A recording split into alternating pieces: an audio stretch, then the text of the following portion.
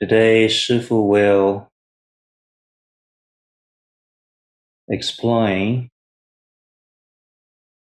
a method of mindfulness of body meditation. Previously, we have explained whole body awareness. The idea is to focus our attention on the body. But we don't think about the body. We use the knowing part of our mind directly sense, that is to be aware of the whole body. In this practice, we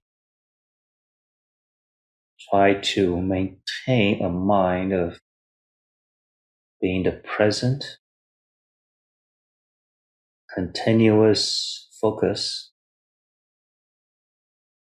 non-judgmental, objective. We do not add anything to the experience. We simply directly experience whatever sensations that exist at each moment from the body. Today we will continue in this mode of practice, but we will do it in a more systematic way. That is, we will do a scanning of the body from head to toe. In this way, we will go into more details of scanning the body, more of being aware of the body. Now we will do a total of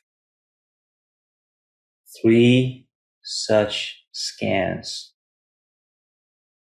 beginning with the top of our head. We will first scan the skin or exterior part of our body. By scanning, Shifu means to pay attention and to be aware of whatever tiniest sensations we may experience from that part of the body. And then after a while, we move slowly to a different part of the body. And we're going to scan first the skin, which includes all the exterior components like hair, nails, and of course, skins. When we finished scanning from head to our toes, we'll do a second scan. That is, we focus our attention on our feet. At this time, we focus on the flesh. So the second scan is on the flesh of our body. By flesh, we mean anything between our skins and our bones. So it's a broader view of the term, including our organs, blood, everything that is inside, except for the bones. And so we become aware of our flesh on this second scan, from bottom up, slowly, all the way to our head. When we complete that, we will do a third scan, starting from our head again, and down slowly to our toes. But this time, we focus on the bones inside. So these three scans may take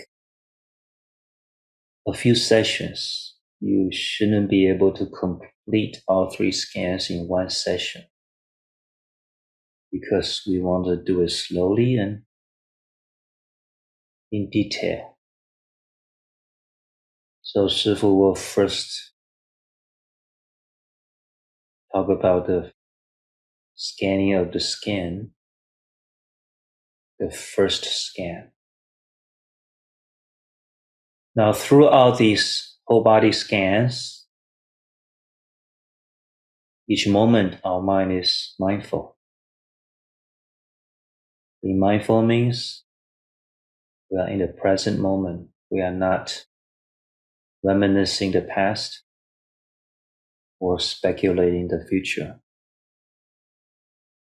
The mind is always in the present moment. And the mind is clear. That means I'm not in a daze. I know what I'm doing. I'm doing what I should be doing, focusing on a part of the body. It also means I'm not thinking about any part of my body or anything else. We don't need to think about it. We only need to receive. Notice, receive, and acknowledge any sensations from that part of the body. So each moment, our mind is in such a mindful state. So we begin with our head. We begin with the top of our head, our scalp. As we sit here with our body upright, not too tight, not too loose, sitting comfortably, our attention is on the scalp. Now, what is on the scalp? Well, we know that the scalp is a layer of skin on top of our skull. What is on that layer of skin? Well, we have pores. We have many, many pores.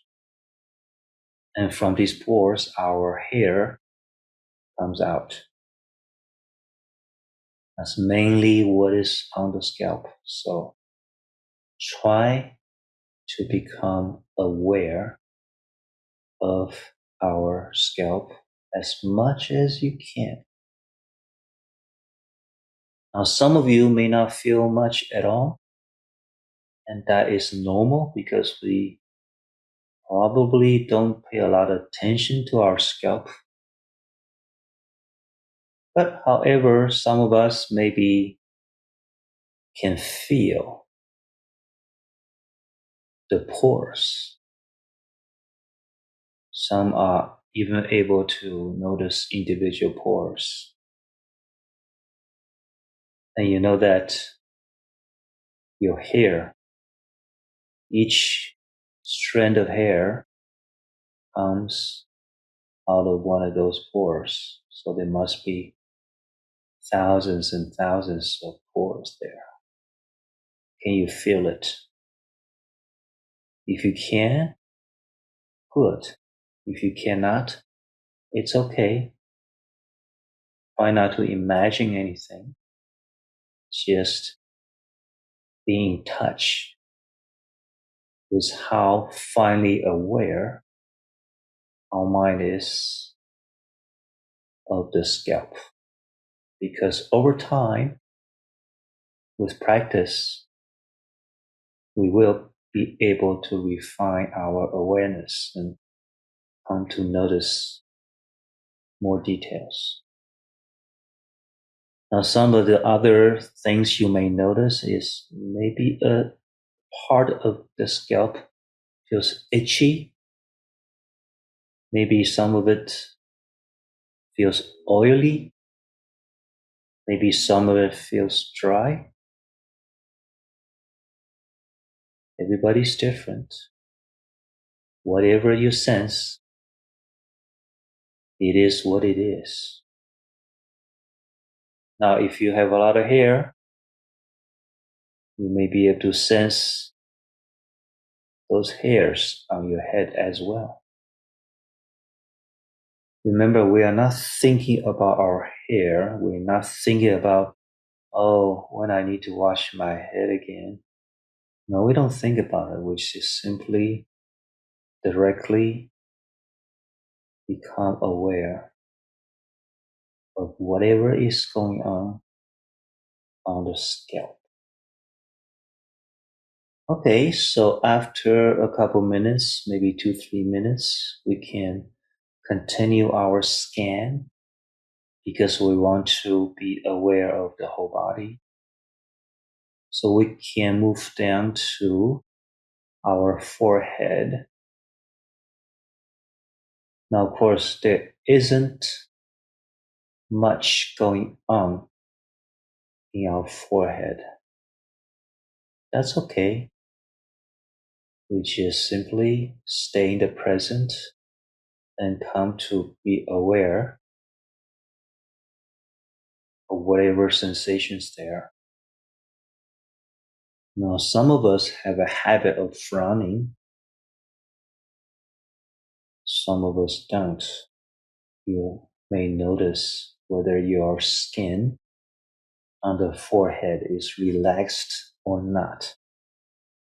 If you're frowning, then they are wrinkled. If they are relaxed, they should be fairly smooth. So your whole body should be upright but at ease. So make sure that your forehead is relaxed. You're not causing wrinkles there.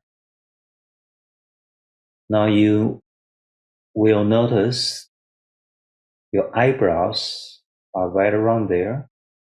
So pay attention to the eyebrows. Again, they are fine pores where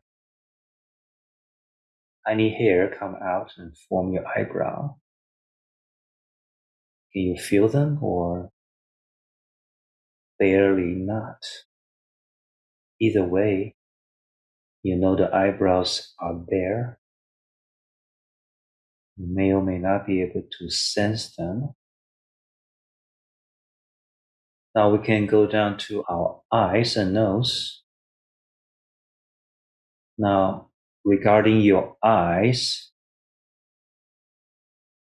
most of us probably have our eyes closed. So our eyelids are covering our eyes.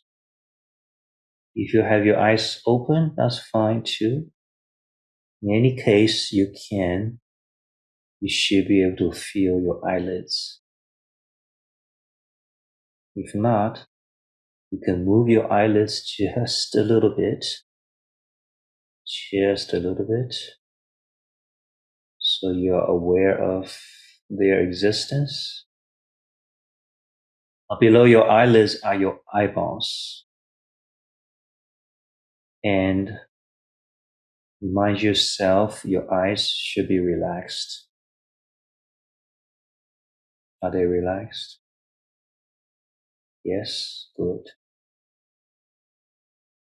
And our nose, or at least the skins on our nose, you can more or less sense their existence. And then our cheeks. On the two sides, we have our cheeks. Again, our facial skins should be relaxed. Sometimes when we try to concentrate, our facial muscles tense up and the skins on our face gets wrinkled. Now you don't want those wrinkles, do you? So relax.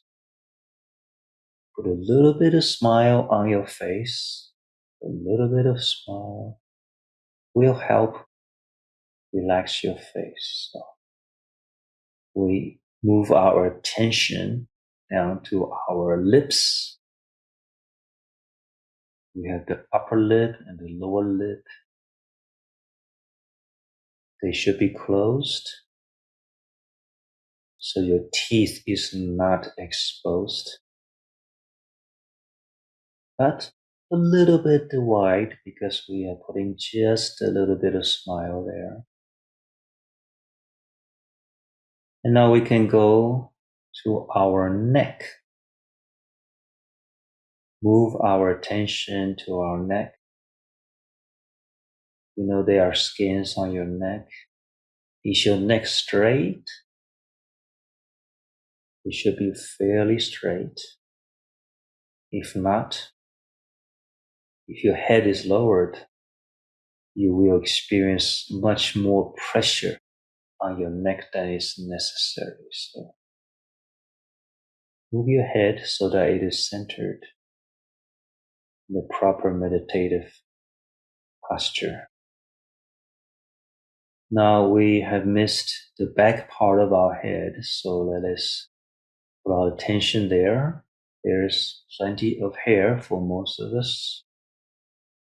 Not Shifu, but most of us have hair. And it's similar to our scalp. We have a lot of pores on the skin and hair come out.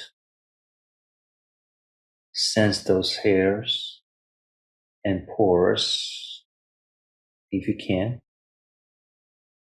And then somewhere in the middle on the sides are the earlobes. So senses the earlobes on each side. There's not much you can do with your ears.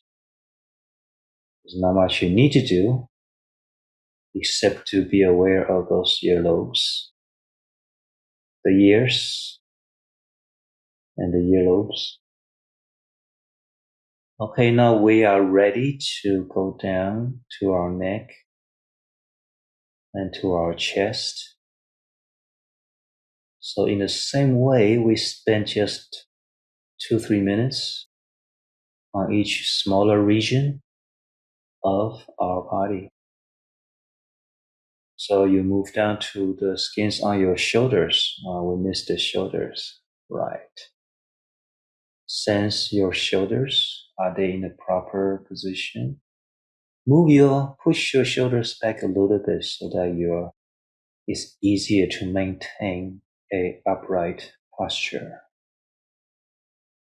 Now, what sequence you do the different regions to scan your body is really up to you, as long as you end up scanning the whole body.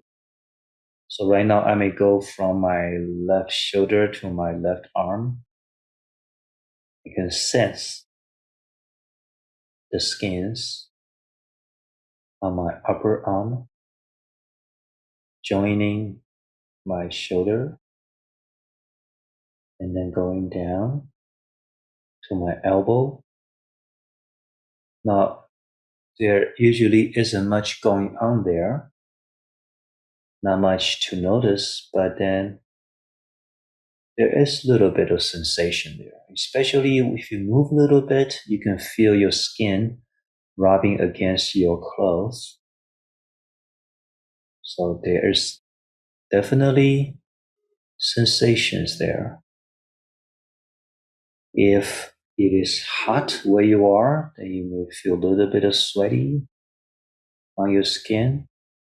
If it's cold, you may feel a little bit of chill on your skin. Whatever is there, you notice and acknowledge. And when you think you have noticed all the details already, then you move down to the next region. So now I may move from my elbow to my lower arm. You notice where your lower arm is, your left lower arm. And then as you proceed toward the wrist area, you begin to sense something because your hands are resting on your lap. So your upper arm and the lower arm are not really rested upon something, but your hands are, your wrists are resting on your lap. So that creates a little bit of pressure, a little bit of sensation that is different from the sensations from your upper arm. It's no good or bad. It's just whatever it is. Okay, now we notice we have the individual fingers. Each finger is wrapped in skin. So your attention now moves to the hands and the fingers. And now you notice where your hands are touching each other. That creates a different kind of sensation. And you notice that at the end of the fingers, you have nails. So you can sense the existence of those nails on each finger. And since my left hand is holding together with touching my right hand, I move now my attention to my right hand. And even though it's similar to my left hand, it's in a slightly different curvature, slightly different position. So our hands are in the diamond mudra gesture, where our left hand is forming a fist, and the two thumbs are inside the fist, and the four left fingers are wrapping on the outside, wrapping the fist. That's the diamond mudra gesture. And so my right hand is on the inside and my left hand is on the outside. I can sense the differences there. My hand gesture, the hands holding together, they are not too tight, they are not too loose. They should be a balanced way so that I feel comfortable. And you can certainly adjust them, the positions of them to make you a little more comfortable. Your hands should be close to your abdomen, not too far out, because that will make it easier to slouch. So we bring the hands closer to the abdomen. We move our shoulders back a little bit so that we are remaining in the proper meditative posture. It is the proper meditative posture because it distributes the upper body weight evenly. And now I can follow my right hand to my lower right arm and then to my right elbow and then to my upper right arm, just like I did with my left arm, except in reverse. The sequence is in reverse. So I notice the skins and the sensations and the pressures on those different part of my skin. Now I go back to the right shoulder. I've completed the two arms. I can move down to my chest area. Feel that patch of skin on your chest. Sense the details of the pressure, different part of the chest. And then move your attention down to your abdomen area. There's the belly button in the middle. And then there's the groin area, and then your hip.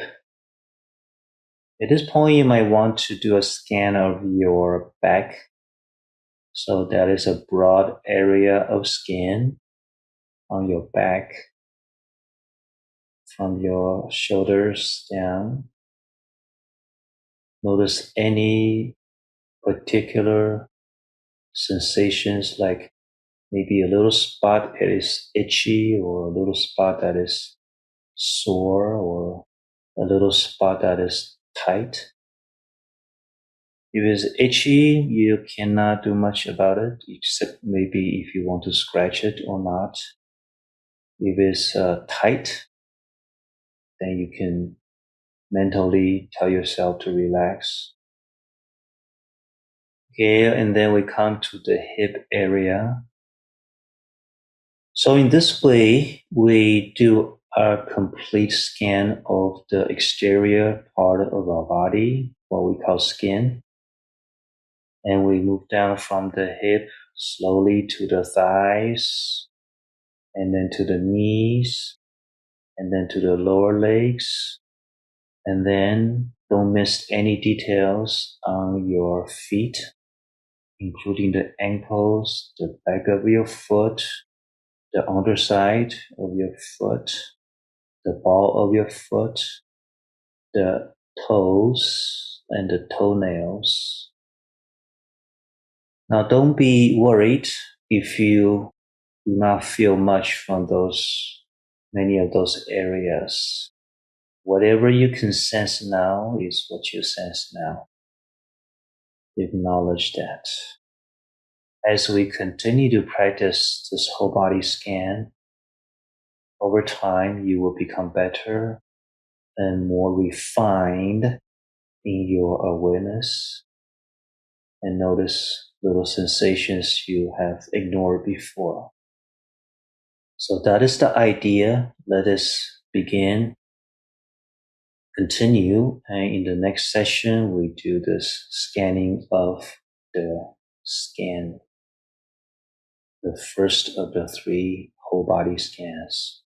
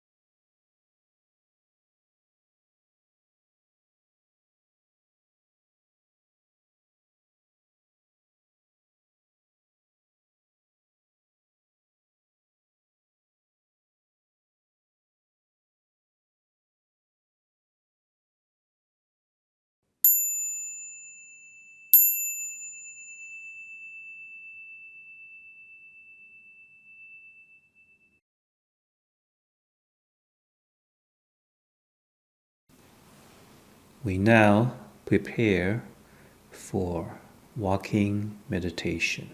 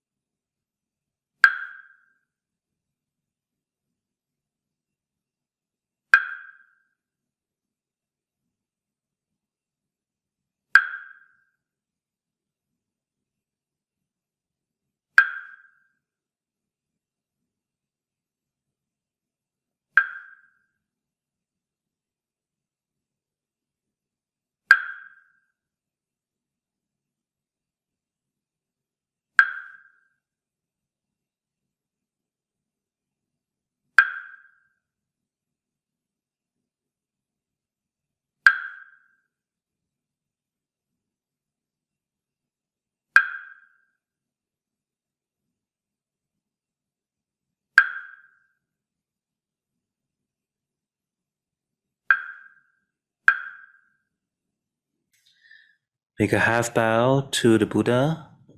We now take a break for 15 minutes.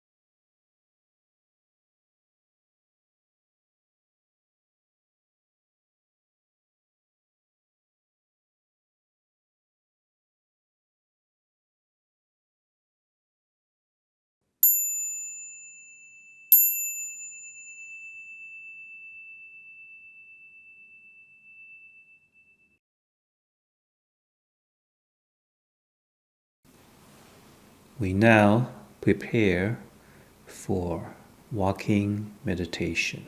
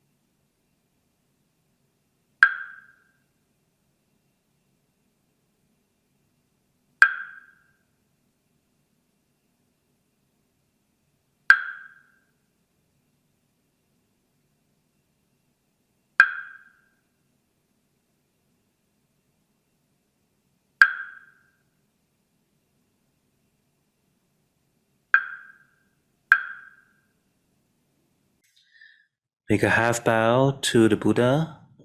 We now take a break for 15 minutes.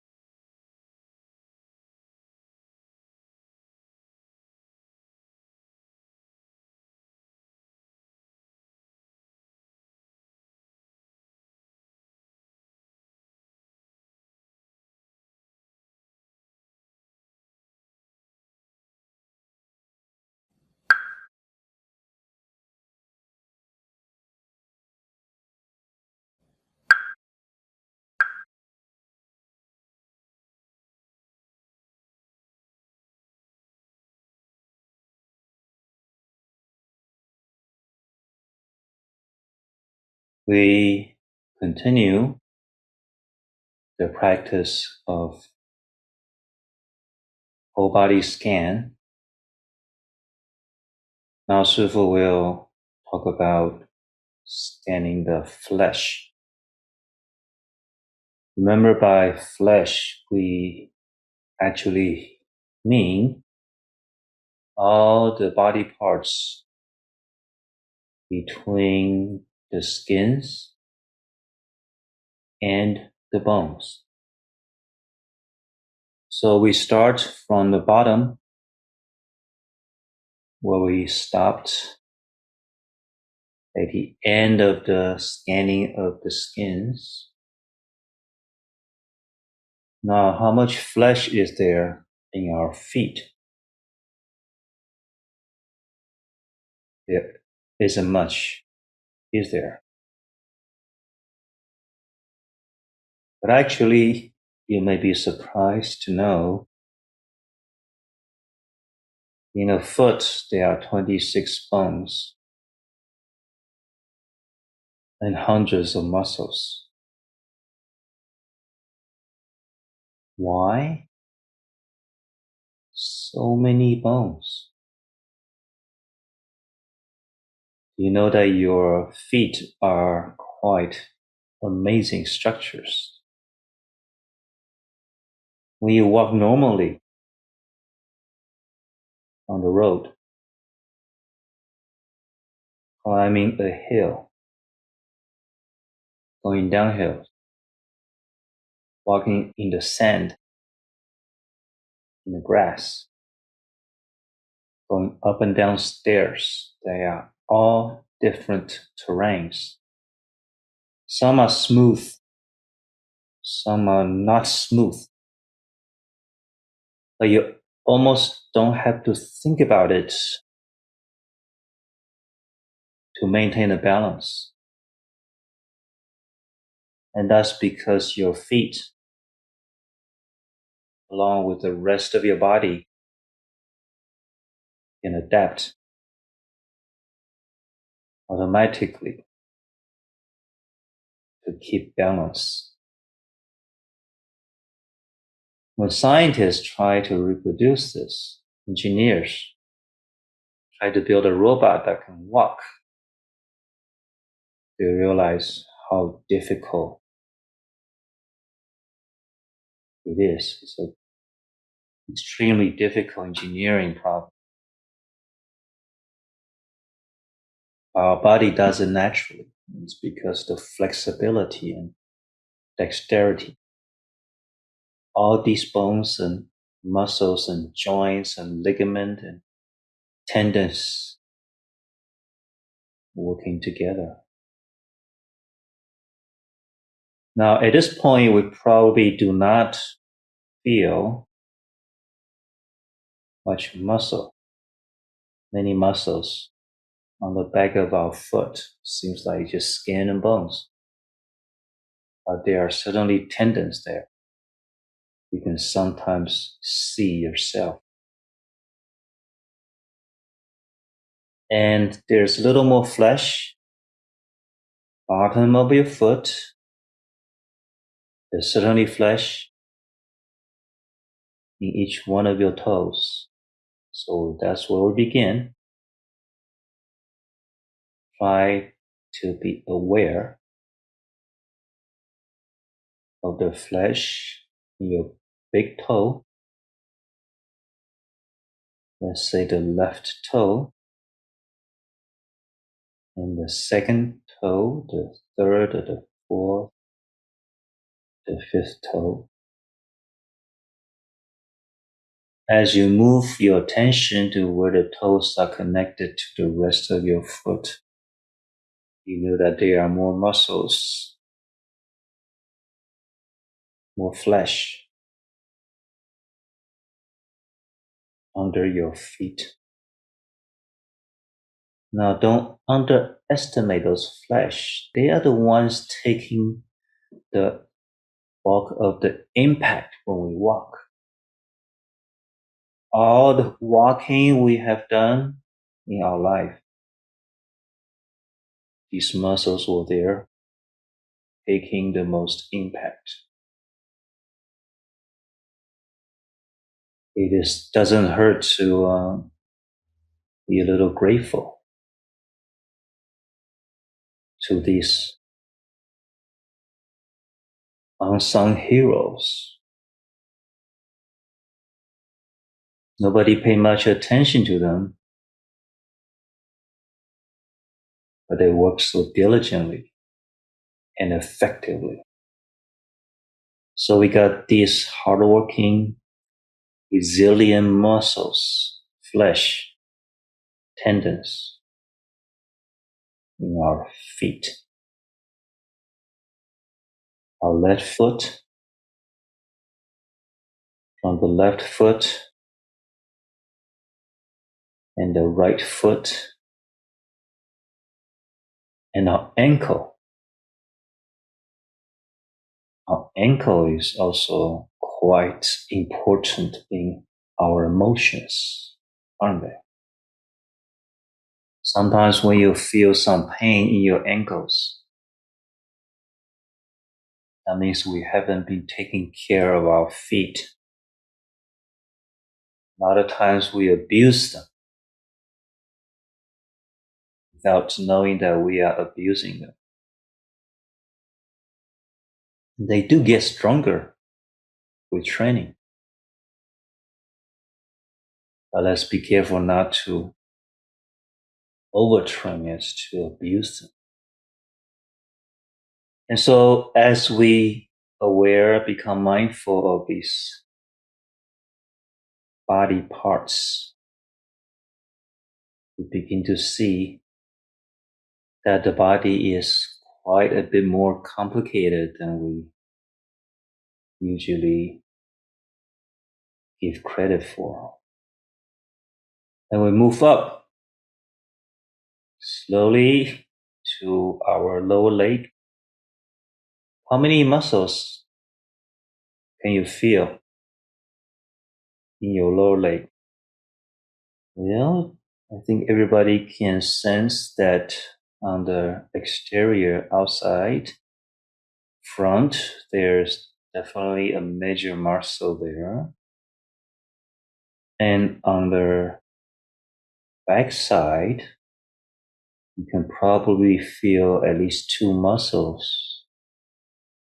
pieces of muscles there. Now, if you ever seen those pictures or videos of these weight trainers, they seem to exhibit more muscles than we have. But actually, we have all of them, just not as prominent. Not as prominent. It is actually useful to get a book or picture of the muscles of our body and a picture of a skeleton so that we can get a better idea of what our body is comprised of. You don't have to memorize them, but at least get a better sense of what is there in our body. So you also appreciate how much pounding these muscles have taken in our life. When we meditate and try to sit with our legs crossed, then our leg muscles, they receive a different challenge because we are stretching them in a position that they are probably not used to. But as we train by practicing more meditation, they do get more flexible. The tendons, the ligaments, the muscles, they do get trained and our body become more flexible. If you practice yoga or Tai Chi, you are also helping to train and maintain a balance with these muscles and ligaments. Now we move up to the knee. The knee is also another very hardworking component of our body. If you get into an age where the knees is beginning to hurt, not work as well, just remember these joints have worked for 40 years, 50 years without a replacement of parts. How many machines that humans have made can work that long and still be so flexible? They are indeed quite amazing. But if there is currently some pain in your knees, you do want to make an effort to somehow take care of them. Maybe you want to massage them, maybe you want to stretch them, maybe you want to look into how to alleviate some of that pressure and help them heal. So as we practice this whole body scan, we also may begin to notice symptoms of problems. Symptoms, that is soreness or pain or stiffness. If you don't notice and continue to use them the way that we used to, then in later years, they are sure to cause some more serious problems.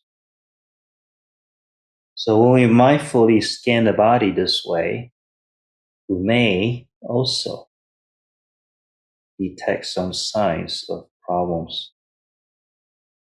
And so that we can, after the meditation, we can do something about it. And so we move up to the thigh. How many muscles can you feel on your thigh? You can probably feel that there are at least two major muscles in the front part of your thigh, at least one or two muscles, major muscles on the back side of your thigh. Of course, there are a lot more. But that's okay. Whatever we can sense, it is what it is now. So we move up either one or both of our legs.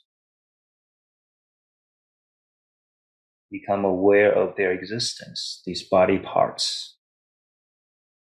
We're still on the lower half of our body, but already there are so many parts working together harmoniously to enable so many movements, so many things we can do. We can stand, we can walk, we can jog, we can trot, we can run, we can swim, we can sit, we can cross our legs in the lotus position. Just shows the amazing flexibility and functionality of these components in our body. Now, as we move further up, we begin to notice not only the muscles, but also more structures like the organs. For example, your bladder, how it's able to store urine. And when you wake up in the morning, you probably feel like the first thing to do is to go to the restroom and release those urine. That means that overnight, as the body functions to repair yourself and remove the toxins and waste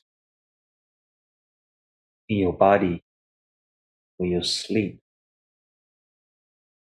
some of that waste and toxic material is in your bladder. And you can certainly hold a large volume. So try to be kind to your bladder. And when you need to, release the urine as soon as you can. Because when you don't, some of that waste will get reabsorbed by your body. It absorbs some of that toxins. You know that's not a good thing. Same thing when you need to use the stool. When these waste, the excrements gets accumulated at the end of your large intestines, you want to release them. Now, when we observe, we know that these things are in our body all the time. How much is there goes up and down, but it's there all the time. Now we may get a little bit, may feel a little bit gross. I don't want to think about that. But the point is not to gross you out. The point is to recognize, seeing the body as body, seeing it as it is.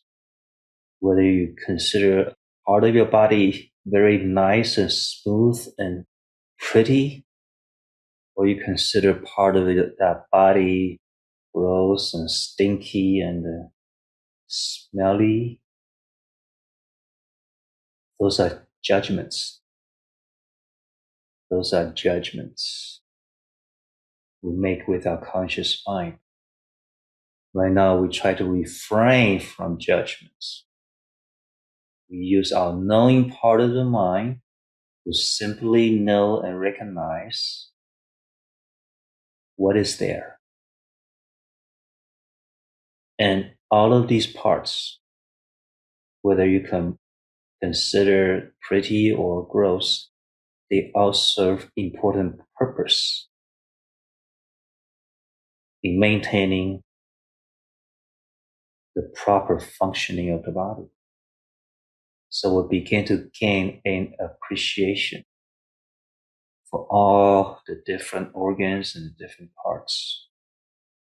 So as you move up from the groin area, you may recognize, you may not feel them because a lot of these organs may not have nerve cells, a lot of nerve cells, unless something goes wrong. And hopefully nothing is going wrong right now.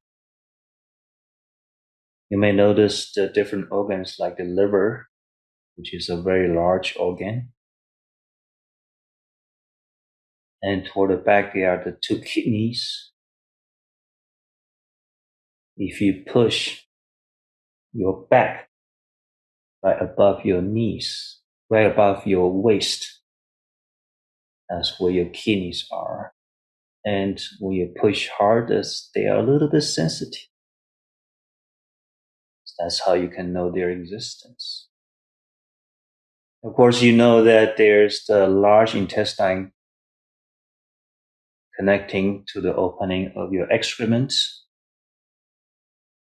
And the large intestine is what absorbs the nutrients that's already digested from your stomach and the small intestine.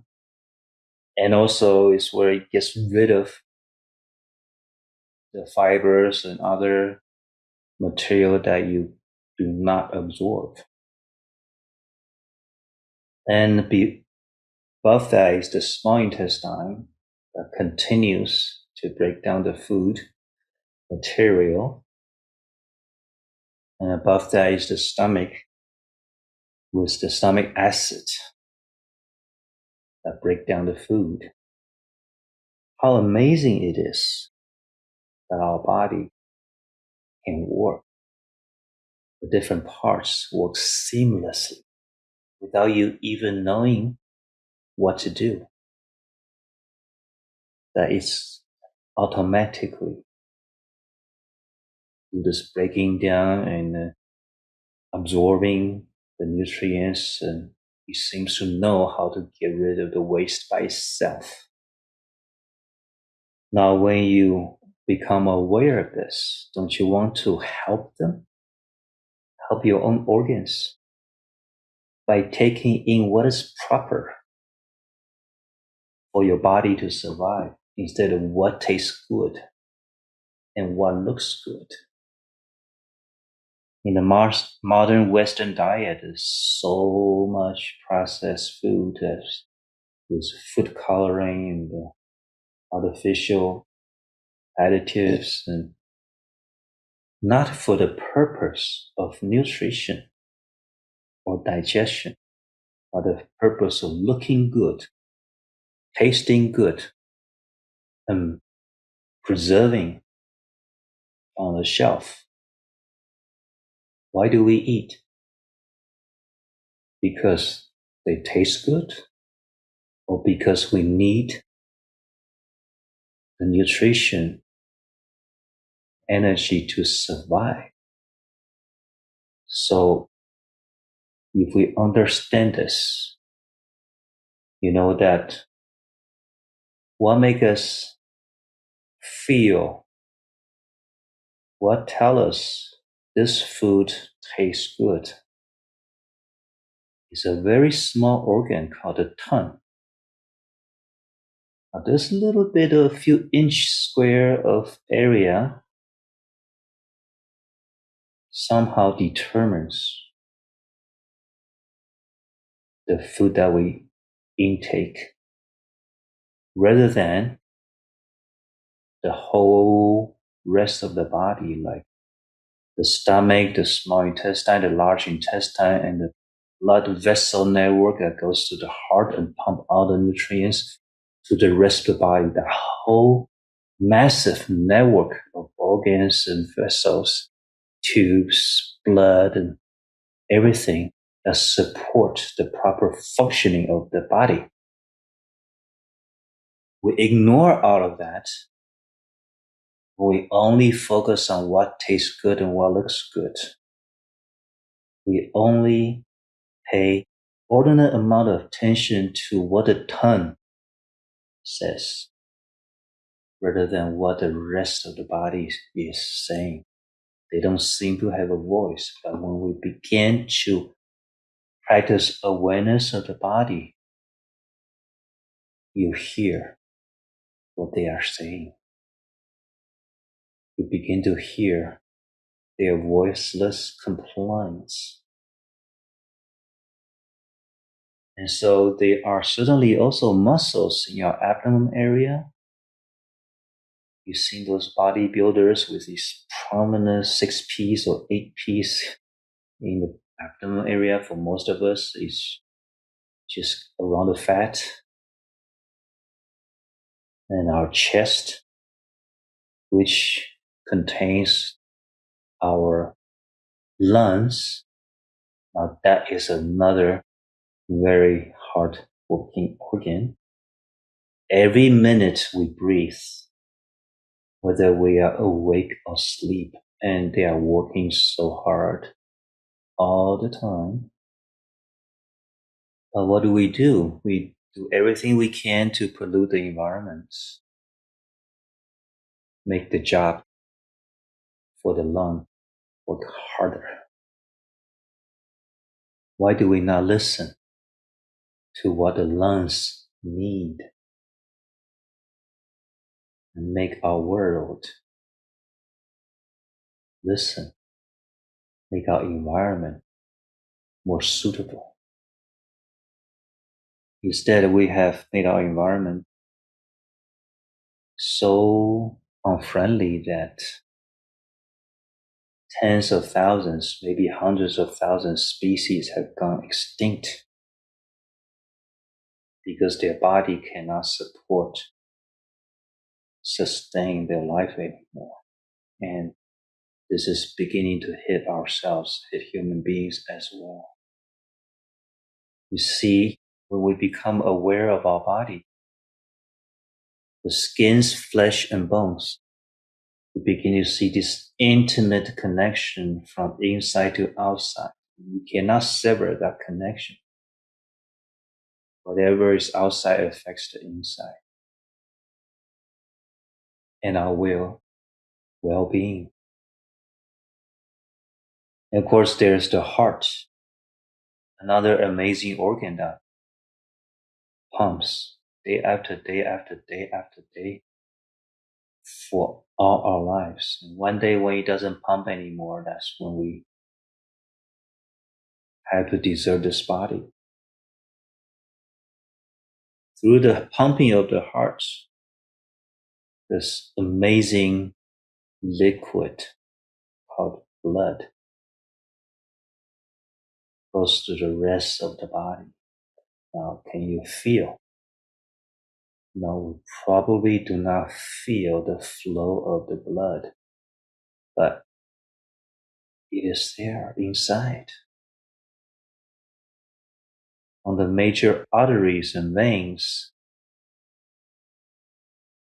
they get gradually thinner and thinner and thinner and thinner so that they are able to carry those oxygen and nutrients to all parts of our body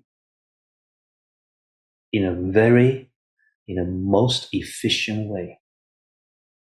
Not only recently, engineers are beginning to take their lesson from human body or animal body to build structures that's lightweight and strong and flexible, just like our body.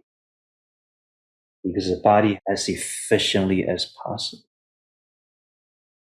And our blood vessel network is such a thing, so incredibly efficient. Not only that, they also carry the waste from the different parts and channel them, bring them to the necessary organs to take care of them, like the liver and the kidney that process and detoxify these materials, and then send them to our bladder and the large intestine so we can get rid of them. And not only that, all the pores on the skin of our body, they are getting rid of the waste all the time through air, through sweat. And that is why when we take a shower, you rub your skin and these little black things. These are the waste put out by the pores, the millions of pores on your skin. It's amazing how well the body works on its own without our conscious command. And we move up, there's more muscles on our lower arm and upper arm and the shoulders and the neck. But we have to talk about our hands, another incredible structure. We do know that the human hands are the most dexterous. All the animals. We can make so many things do so many things with our hands. Not only we can build tools, we can write intricate words, we can paint, draw, we can make engineering graphs, we can build tiny little precise artifacts, we can build huge structures like houses and skyscrapers, airplanes, factories with our hands. Ever notice the skin on your hands are just the perfect balance of smoothness and coarseness? Ever thought about that? The perfect balance of smoothness and coarseness. If your skins on your hands are too coarse, there are many things you cannot do anymore. If they're more smooth than they are, have many things you cannot hold on to anymore. You cannot grasp, lift up anymore. They're just amazing. And how these cells in those flesh can replace themselves. They die and they get reborn and they replace themselves seamlessly. You don't worry about them. And we go up to our neck. You feel soreness of your shoulders and neck. Many people work on desk jobs or looking at computers or looking at their cell phones for hours every day.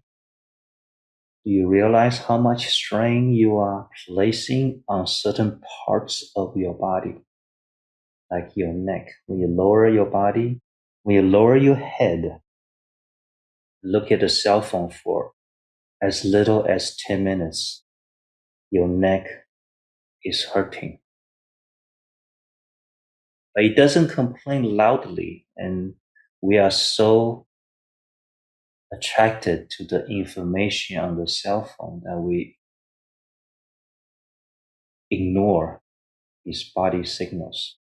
But as you sit here in meditation, you notice some muscles are actually sending you signals. I'm hurting. Take care of me. Stop abusing me. That's when you feel these muscles are strained or sore or stiff. Shifu can certainly feel some of my muscles are stiff and sore right now, even though I am in the proper meditation posture, which means I am sitting in a position that exerts minimal pressure on my body parts, but still, it must be from my everyday working posture over days and months and probably years that causing this. So they are sending signals telling you, hey, I need some attention. When you sit here and do this body scan of your flesh, you just may begin to notice some of these. And after the meditation, you do want to do something to ease those soreness and stiffness And by doing something, I don't mean taking a medicine to cover up those signals. No, no, no, no. They cover up the signal, but they don't solve the problem. As we go up to our head again, one thing I want to point out are the eyes. The modern person today use their eyes so much more in a specific way, like looking at stuff at a very short distance for a long time. Like when we look at their cell phone or computer screen, or watching a movie, watching TV for half an hour, an hour, 2 hours at a time. You're using your eyes, focusing on the same distance for such a long period of time. That's something that people living in the wild didn't do. Their eyes are always looking and focusing at different distances. Their eyes are flexible, but now our eyes are stiff.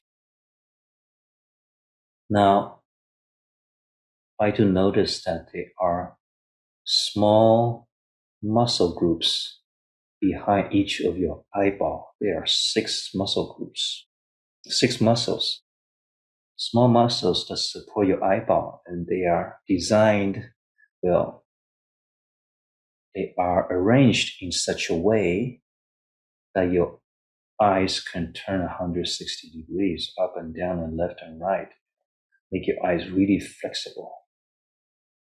So it's a good idea to do some eye exercise, looking up and down and left and right, and moving in a motions and looking near and far and near. Just like the rest of the body, you need to do some proper exercise. Right now, do you feel your eyes are stiff and sore or uptight? Relax those muscles. So in this way, Shifu have not pointed out everything, but just use some parts as an example of how we can do the scan of the flesh and organs in our body. You may not notice all the parts because we usually don't pay that much attention to them. But as you begin to pay attention, to notice, your awareness will improve over time naturally.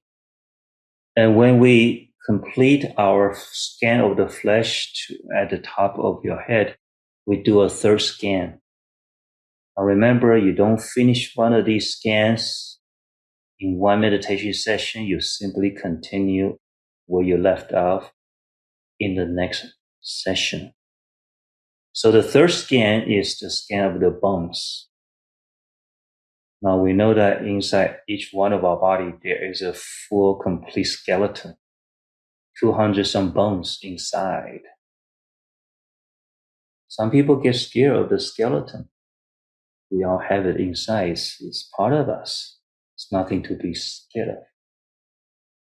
Now, what can we say about the bones? Well, they are formed in such a way to achieve both strength, because they need to support all the flesh, the weight of the body for decades. They're designed to both be strong and lightweight. That is quite an engineering feat. For example, if you look at your arms, there's one major bone in your upper arm, but there are 2 bones, smaller bones, in your lower arm. Why is that? It's because we need our lower arm to be more flexible. So we only need 1 bone in our upper arm. But then when we get to our hands, we have dozens of little bones. That's what makes our hands so flexible. Similarly, with our legs, in our thighs, there's 1 major bone in our upper thigh, and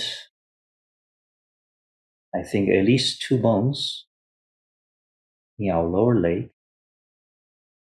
and then dozens of little bones with lots of joints in our feet. So if you feel that, hey, I cannot see, I cannot really feel my bones, well, you could. For example, your teeth. Your teeth is part of the skeleton structure. So bite on your teeth, that's the bones. And move your jaws a little bit to feel the motion of your bones. So they are there. You can become aware of them to some degree, starting with our head, the top of the skull, and move down. You know that where your eyes are, there's 2 big holes. And then part of your nose, the upper part of your nose, is formed by a bone. And then there's the teeth and the jaw bones and the neck bones. The neck bones, they had to function really well to hold up our head. Now our head is heavy. When we sit in the meditation posture, we will say, center your head. How do you know your head is centered? That is when your neck bones receive the least amount of pressure from your head. So if your head is too low, or leaning backwards, or leaning to the left or right, your neck bones, part of your neck bones will get very heavy pressure. So try to sense this yourself. Move your head just a little bit to the left, to the right, to the front, to the back, to feel the varying pressures they exert on your neck bones. Can you feel them? Do you want to be aware of this? When we're looking at our cell phone for 20 minutes at a time with our head lowered, we are subconsciously ignoring that complaint from our neck. Be mindful. We begin to learn how to treat the body better. So in this way, we scan slowly, mindfully, down to our toes, getting a sense of all the little bones in our feet. Of course, we're not going to be able to identify all of them unless you are a human anatomy expert. But whatever you can feel a lot. And that's the purpose. As we practice this whole body scan, we begin to get a better sense, more objective understanding of the body. And what we will see eventually is that there's not a single entity called my body. Is there? No. What we call the body is actually an aggregate of so many different components consisting of hair, skins, rougher skins, smooth skins, nails, and all kinds of muscles, organ tissues, tendons, ligaments, blood, water, hormones, urine, undigested food, excrements, marrows, bones, all these different thousands and thousands and components working together in an interdependent way. Any one time, thousands and thousands of cells die and thousands of cells are born to replace some of these components. The body is not a body, but an aggregate of all these special components working more or less in harmony.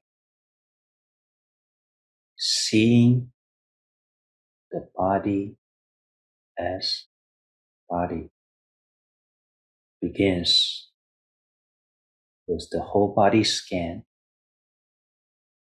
of skin, flesh, and bones.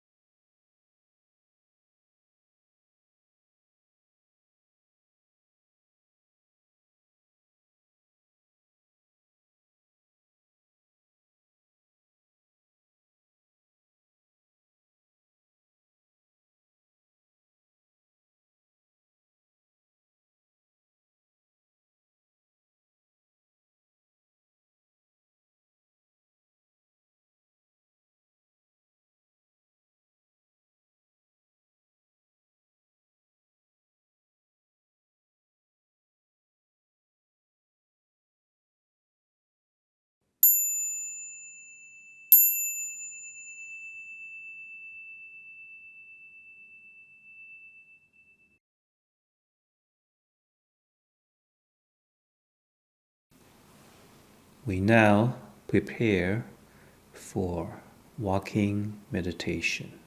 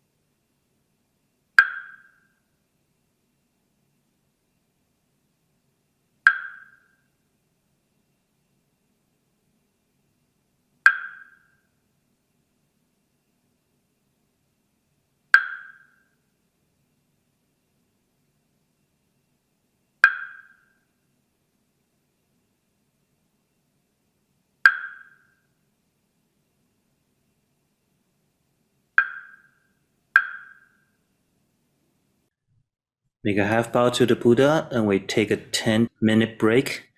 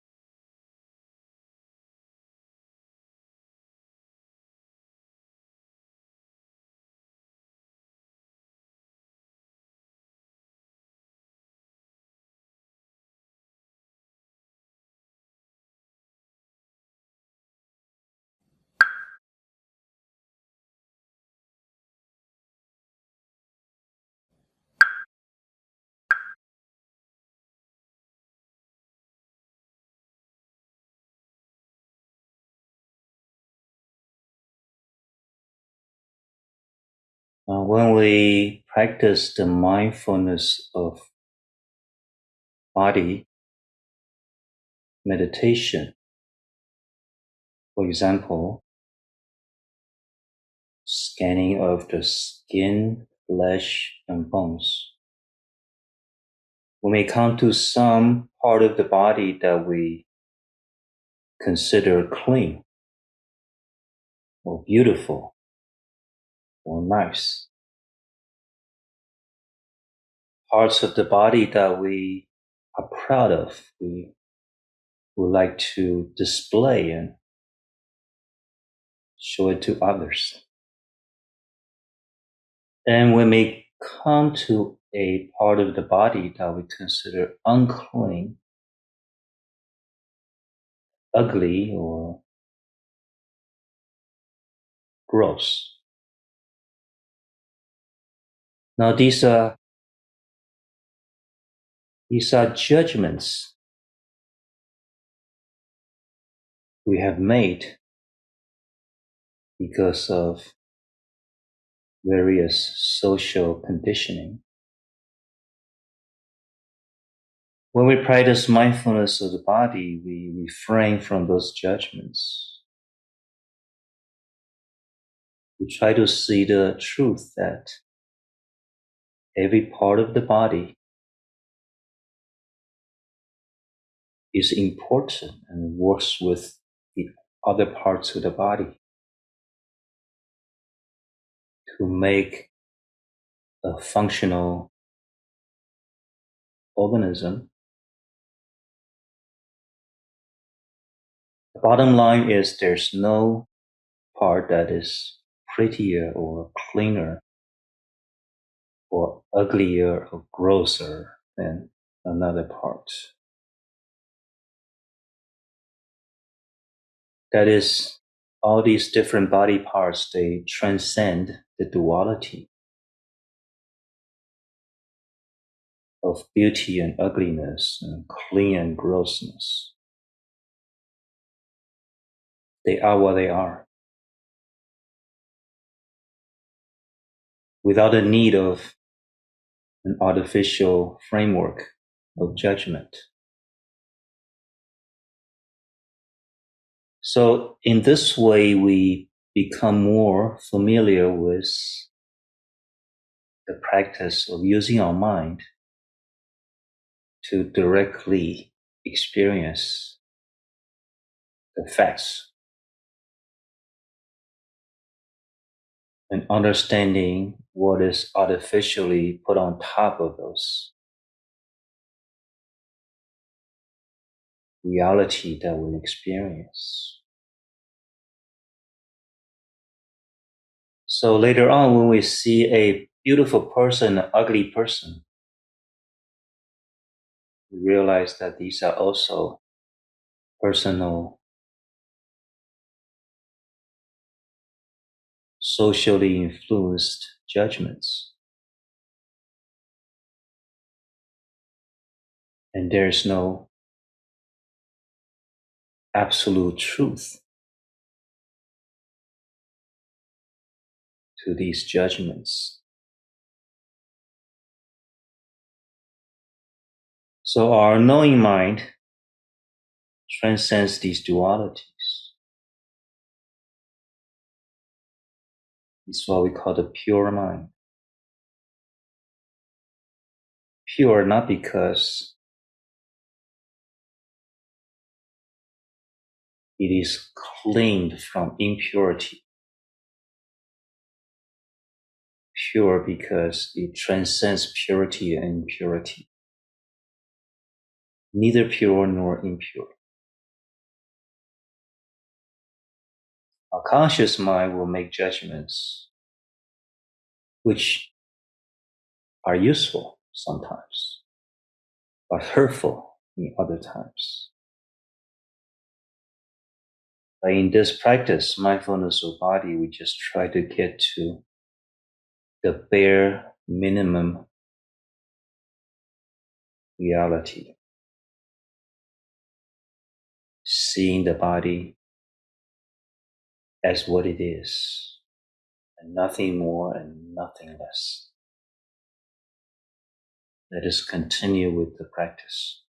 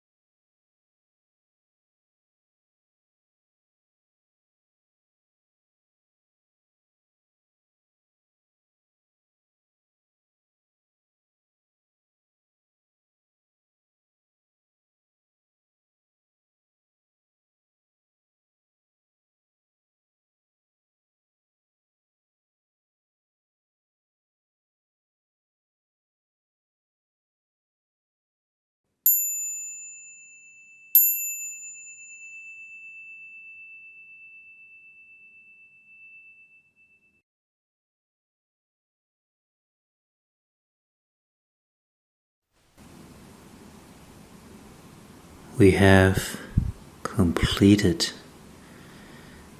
this half-day meditation. We will have more half-day meditations. Remember the teaching, practice frequently, and we'll see you next time. Let us put our palms together and make the dedication. May all sentient beings be freed from their suffering and encounter the Buddha Dharma and attain enlightenment.